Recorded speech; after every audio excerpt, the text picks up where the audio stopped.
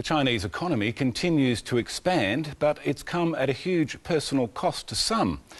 It seems that pollution runs hand in hand with development, and one of the side effects of China's race to become the world's most powerful economy has been large stockpiles of toxic waste spread around the country. And as Adrian Brown discovered, in remote settlements, far away from whatever codes of practice are in place in the major cities, the locals are paying with their lives.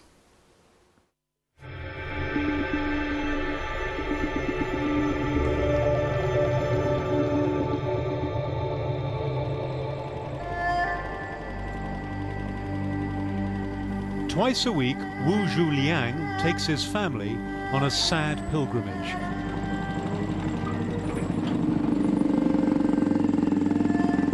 Through the parched landscape of this remote and impoverished corner of southwest China. In a small elevated clearing, we approach the final resting place of Wu's 15-year-old son. 就是感觉这些子嘛高点，后着娃起稍微好一点了嘛，就让他买进去这些子。 Wu Wenyong was buried just a month ago after succumbing to cancer. Beside his grave, an array of simple offerings: fruit, biscuits, and a paper cup of his favorite sweets. 来的时候了嘛，我总说是儿子，你这个就对他说的。 不好过来，你就对他说的，现在到说的就去掉呢。这么早这么年轻，你就对他说离开我们了。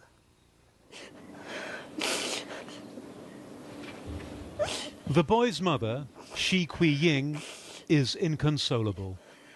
She's haunted by memories of her son's final painful hours. 之前他要死那个晚上，突然他疼得受不了了嘛，他就让我说说妈妈，我受不了了。他住在20层楼上台，我说我实在受不了了，你倒是开窗子，我得跳下去，我一头之中。 Wu Wenyong had two types of cancer, leukemia and thymoma, a rare cancer of the thymus gland in the chest. These pictures were taken just days before he died. 像这种嘛，我就不受罪了。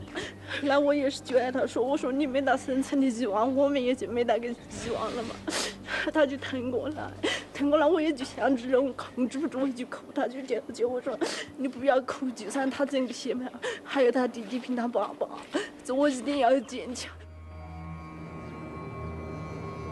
The Nanpan River is close to the field where the young Wu would help his parents tend rice. He would often paddle in these waters, which Mr. Wu says became tainted yellow by pollution. These subsistence farmers use the same water to irrigate the now bone-dry soil. It's a practice that still goes on. Is it dangerous to use water from the river? 危险没得，别处没得水，只有这点有水。只有这条江的现在。 The village of Xinglong is in the middle of a large industrial park. Heavy industry is all around. But the real danger is here. Overlooking the Wu's field is a ramshackle warehouse that conceals a vast pile of chromium waste. Mr. Wu says that when it rains, runoff from the toxic slag heap leaches into the river. Like his parents, the young Wu Wenyong was oblivious to the dangers.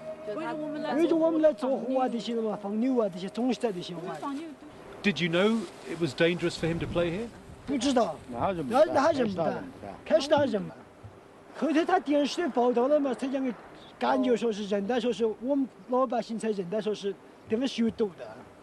Chromium is listed as a carcinogen by the World Health Organization. In large doses, it can have lethal effects on both humans and animals alike. 我觉得这个娃娃考虑他得这种病的嘛，就是他之前小的时候，他公公们那块田就在那个化工厂这，天天在那些放牛养，我这养着的牛那些多甜。我们的牛，我们的牛这些，我家的牛挨养了嘛，之前总发过死过的，我们都认不得。What is chromium and how dangerous is it to health? Chromium is a heavy metal substance widely used in industries like leather tanning or electroplating. It is a known carcinogen to the scientific community around the world. Many occupational disease and even cancer is linked to this very toxic heavy metal. Ma Tianji of Greenpeace has been to Xinglong to investigate the chromium waste dump and its effects on 2 adjoining villages.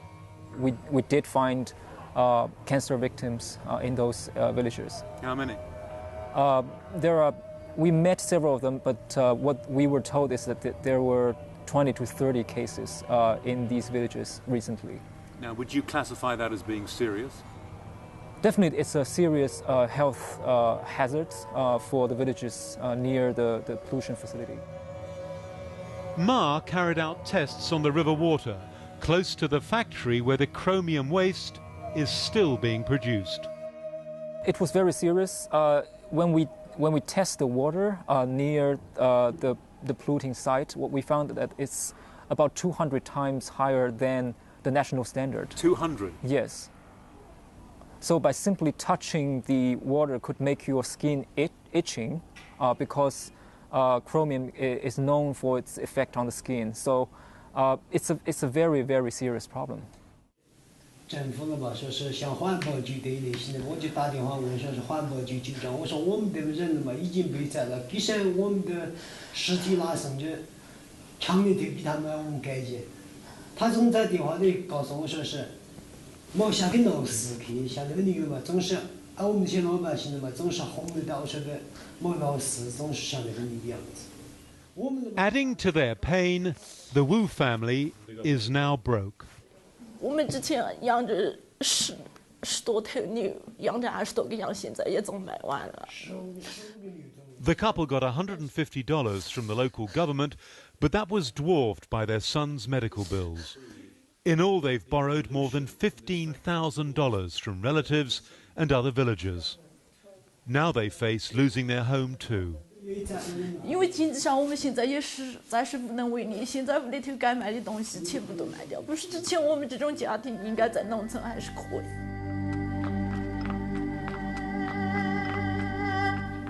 以。Its name in English means prosperous, but Xinglong feels more like the village of the damned. I meet Wang Jinxiang, who's built a shrine to her middle-aged daughter. She died just 4 days earlier. Cancer.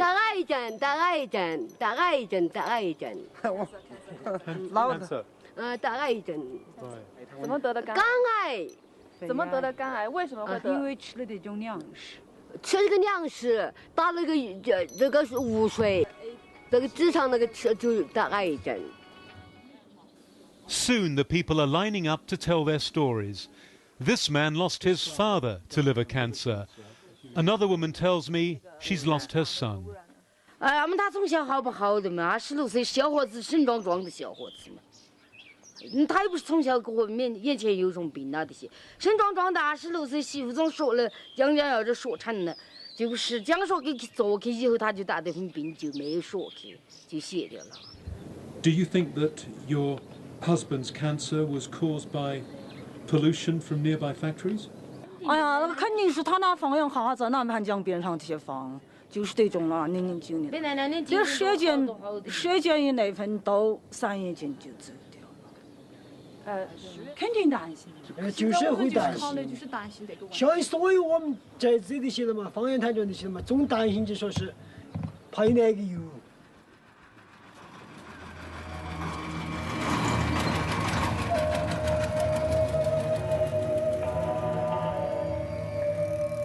More than 1,000 kilometers to the north is the village of Shidian. Here too, untreated industrial waste is pumped directly into rivers.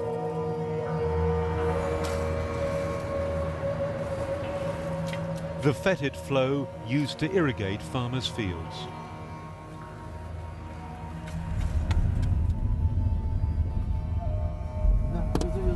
土壤场，以前那个女孩子就住在这里的。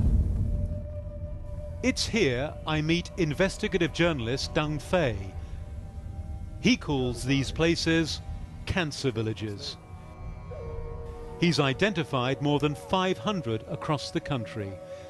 Yet China's media is no longer interested, he says.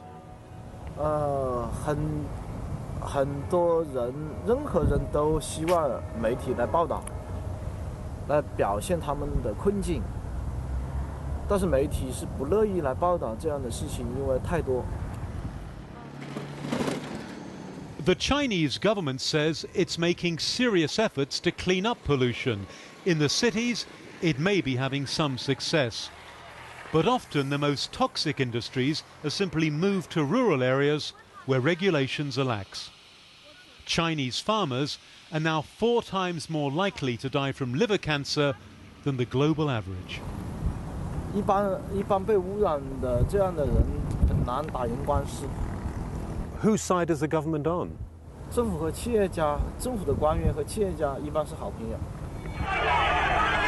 But the backlash may have begun. In a remarkable display of defiance, thousands of demonstrators confronted riot police in the northern city of Dalian. The protest forced the government to relocate a chemical factory, a rare victory for people power in China.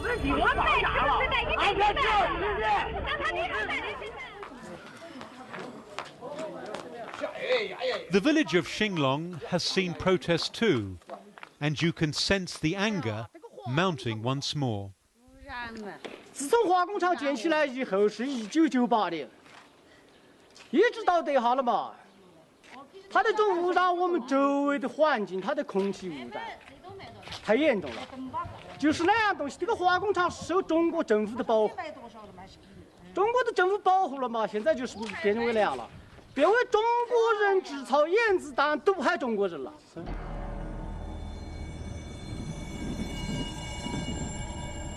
We wanted to meet representatives of the chromium factory, but in the end, they came to us.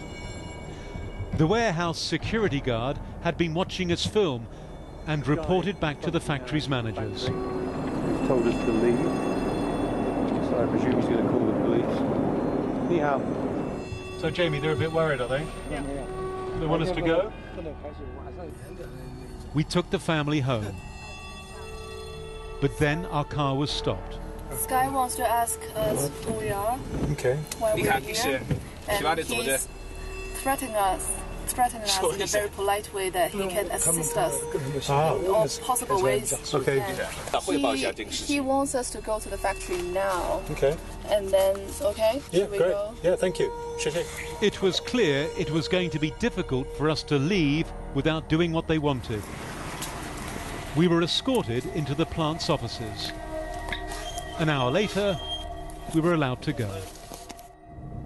Inside, they were very pleasant, but they wanted to know whether we had official permission from Beijing to be here. We don't. And they said if we came back tomorrow, there might be problems. So subtle intimidation. And a reminder of just how sensitive this issue is. The company won't comment, so we don't know how, when, or even if it'll ever dispose of the chromium. This pile of chromium waste has been there for 2 decades now, and we don't know when it will go away. The government is trying to find a way to get rid of this huge pile of historically accumulated waste, but they are struggling actually at this moment. It leaves the Wu family feeling powerless. 总想起他在昆明生病那种样子，我说那些，他也只是说是，如果说是有机会，像这种查得出他这种病因来了嘛，也就告诉我们那边方的田子，我们不要去盘去了。他之前小男孩也是经常围着他公公在那些盘那些田，他告诉我们说，如果真正像这种病因。 我们有能力的是，如果有机会了嘛，查出那种病了，他那种鼻屎怪那些了嘛，那些田就告诉我们放弃，不要盘了。But without their land, the Wu family will be left with nothing. Like the others in Xinglong, they have no choice but to live side by side with the chromium pile they believe killed their son.